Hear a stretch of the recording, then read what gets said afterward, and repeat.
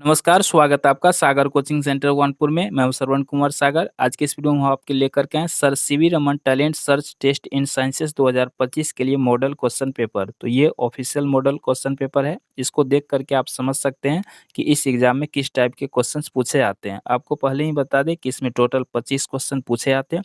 सभी प्रश्न वैकल्पिक होते हैं, यानी 4 ऑप्शन भी आपको मिलता है और इसमें जो है आपको 1 घंटे का समय दिया जाता है। तो चलिए देखते हैं किस टाइप के प्रश्न आएँगे। तो पहला प्रश्न है यहाँ, अंग्रेजी और हिंदी दोनों में आपको क्वेश्चन दिया रहेगा, ठीक है? तो पहला प्रश्न है, ध्रुव तारा सामान्यतः किस दिशा में देखा जाता है? ऑप्शन में दिया है पूर्व, पश्चिम, उत्तर, दक्षिण। तो इसका आंसर क्या होगा? आप भी कमेंट में ज़रूर लिखिएगा। तो आपको पता है ध्रुव तारा किस दिशा में होते हैं? उत्तर दिशा में देखे जाते हैं ना, तो ऑप्शन नंबर सी इसका सही है। दूसरा प्रश्न देखिए, बाहर खिली धूप है और आप कमरे के अंदर हैं। कमरे की दीवार में बने एक छोटे सुराग छेद से धूप कमरे के अंदर आ रही है। आपको दिखाई देने वाली चीज़ है। देखिए किस तरह से आपको प्रश्न पूछे जाते हैं, है ना? आप अगर किताब से रटेंगे प्रश्न को तो आप आंसर नहीं दे पाएँगे। आपको इसमें दिमाग लगाना होगा तभी आप उत्तर दे पाएँगे। तो यहाँ पे देखिए, बाहर खिली धूप है और आप कमरे के अंदर हैं।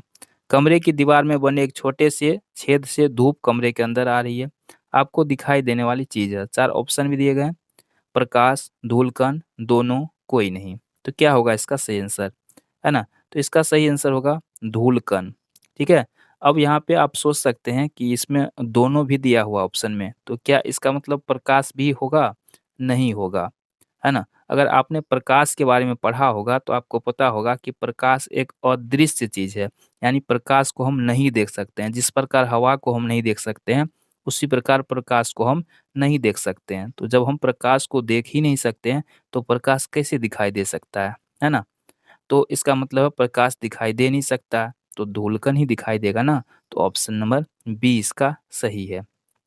अगला प्रश्न देखिए, प्रश्न है, पानी से भरे कांच के एक आयताकार बर्तन में एक नींबू डालकर बाहर से देखने पर नींबू का आकार दिखता है, ठीक है? पानी के बर्तन में आप क्या करेंगे, एक नींबू को रख देंगे। तो नींबू को रखने के बाद आपको बाहर से देखना है, तो नींबू का आकार कैसा दिखेगा? बड़ा दिखेगा कि छोटा हो जाएगा कि समान आकार का या दुगुने आकार का?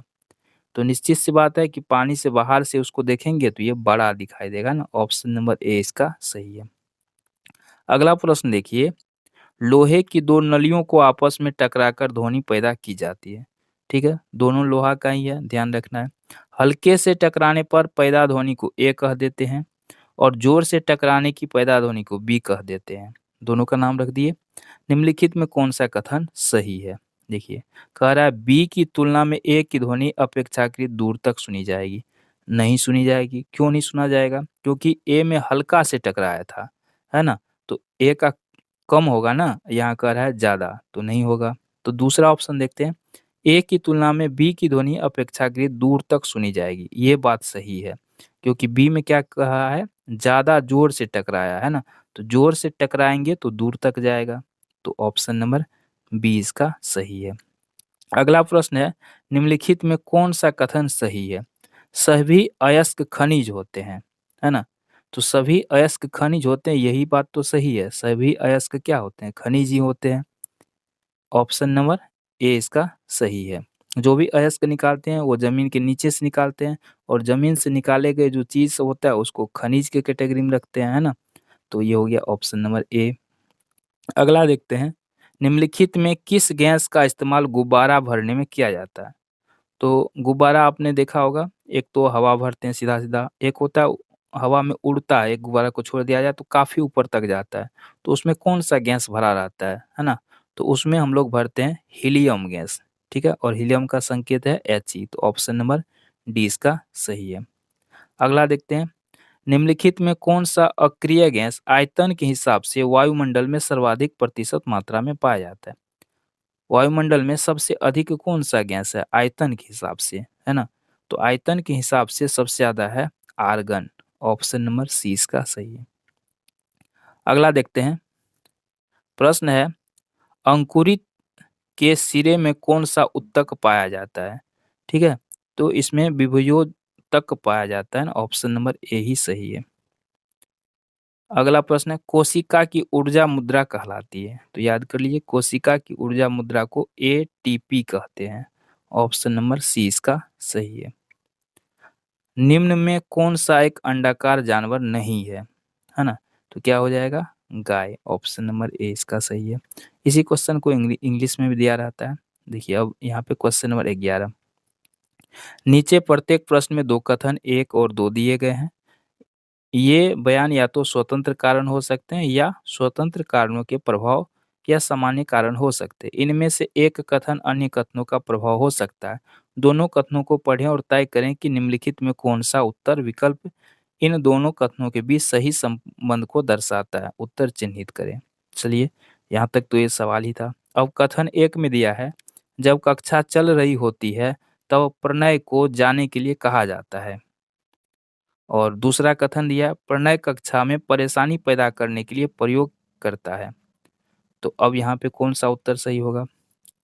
कथन 1 कारण है और कथन 2 इसका प्रभाव है ना? कथन 1 कारण है और कथन 2 इसका प्रभाव है। ये तो गलत है ना? पहले अगर परेशानी पैदा करेगा तब ना उसको बाहर निकालेगा। तो कथन 2 देखते हैं। कथन 2 कारण है, कथन 1 प्रभाव है। ये ऑप्शन सही है। क्योंकि देखिए यहाँ पे कह रहा है कथन 1 में कक्षा चल रही है, प्रणय को बाहर भेज दिया जाता है। तो बाहर तो नहीं भेजेगा। तो ये उसका बाहर भेजा तो उसका क्या होगा? प्रभाव होगा। किसका प्रभाव? प्रणय कक्षा में परेशानी पैदा करने के लिए अब परेशानी कर रहा था तो परेशानी करना क्या हुआ? कारण हुआ। और इसका प्रभाव क्या हुआ कि उसको कक्षा से बाहर कर दिया। तो ऑप्शन नंबर बी इसका सही है। तो इस तरह से आपको इसमें दिमाग लगा करके उत्तर देना होगा। अगला प्रश्न देखते हैं। फिर से इसमें 2 निष्कर्ष दिए गए हैं और उसी आधार पे है। तो यहाँ पे निष्कर्ष में पढ़ते हैं। तापमान में वृद्धि गतिज या तापीय ऊर्जा में वृद्धि होती है और अणु अधिक जो है मजबूत बन जाते हैं। मोबाइल दे दिया है। आकर्षक बाध्यकारी ऊर्जा कम हो जाती है और इसलिए चिपचिपाहट कम हो जाती है। निष्कर्ष में क्या दिया है?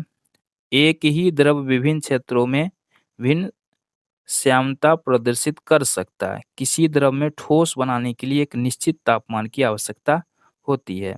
ठीक है? तो इसमें जो है ऑप्शन नंबर बी इसका सही हो जाएगा। निष्कर्ष 2 अनुसरण करता है ना? ऑप्शन 1 नहीं होगा तो ऑप्शन बी इसका सही हो जाएगा। तो इसी टाइप के क्वेश्चंस आपको एग्जाम में आएँगे, ठीक है? तो और भी वीडियोज़ आएगी चैनल पर तो उसको आप ज़रूर देखिएगा।